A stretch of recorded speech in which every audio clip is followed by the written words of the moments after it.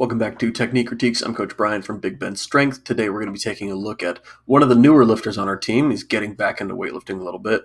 Jason's 185-pound clean and jerk at the end of a bench of volume. Let's go and see what we're working with here.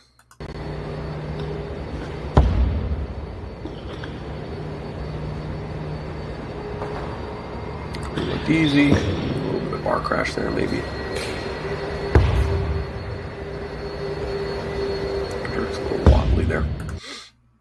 All right, so one thing to know about Jason, his clean is significantly stronger than his jerk. His jerk is the limiting factor here. I think we're going to go ahead and just focus on the jerk for this lift here. And I think probably get a little bit more benefit out of that.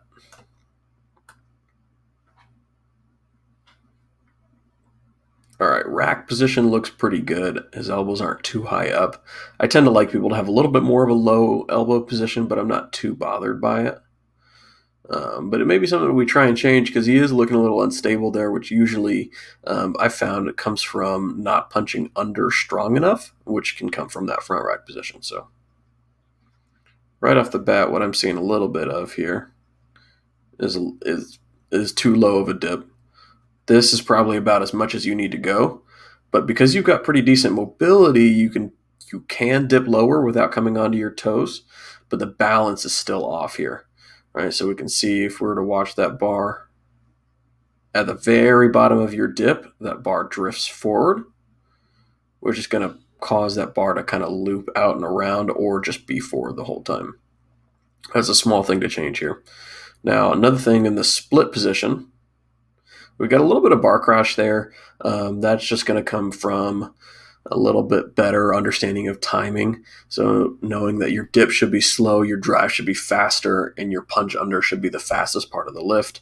It looks like you might be having an issue coming out of that low dip with being able to drive fast enough, and then from there transition to a fastest transition. Split position though.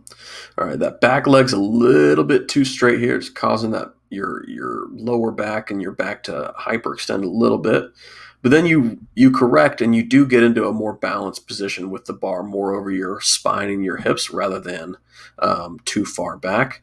Now here's where it starts to get a little bit wonky.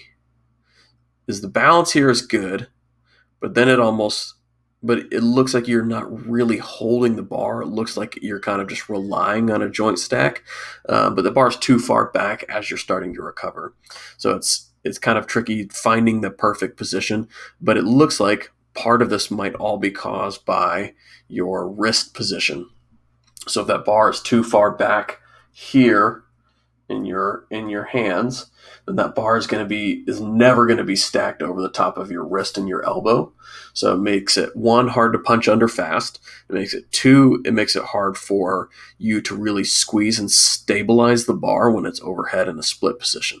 There's a couple things to work on here in that jerk that if we do fix, it might feel a lot stronger. Two things I would recommend. Let's start with the dip. This is going to be the most important one, is cut your dip a little bit shorter. You don't need to dip as far down because that's causing that bar and your hips to drift forward. And number two is if we can get more elbows down, not necessarily vertical. We don't want under the bar. We don't want just behind the bar. We want slightly in front of the bar, with the bar sitting on top of the meat of your hand and not so much back behind your knuckles here. That's going to allow you to punch under more effectively as opposed to kind of relying on hoping that it's in the right position. And you can kind of see that bar's all over the place and that there's no real tension in your shoulders there because of it.